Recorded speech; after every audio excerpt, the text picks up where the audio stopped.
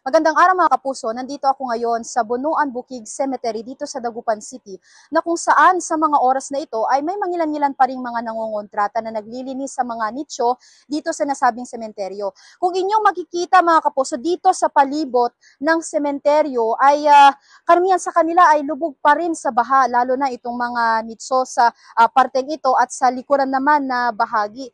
At napansin din natin na sa paglilibot natin dito sa sementeryo ay pinagpatong-patong na itong mga pinutol at mga nilinisan ng mga talahib para magsilbing daanan dito sa lugar na ito, lalo na na lubog sa baha itong parteng ito at hindi makadaan yung mga naglilinis, gayon din yung mga bibisita sa mga nitso. Pagkatapos pagpatong-patungin itong mga talahib ay pinatungan din ito ng mga sandbag na magsisilbing kumbaga daanan ng mga bibisita at ng mga naglilinis. Samantala, ayon naman sa mga ilang mga naglilinis dito sa sementeryo ay matumal pa rin daw yung mga nagpapalinis sa kanila, lalo na bihira naman daw na may bumisita dito sa nasabing sementeryo pagdating ng undas. Inaasahan naman nila na sa mga susunod na araw ay unti-unti na ring dadami yung mga magpapalinis sa kanila.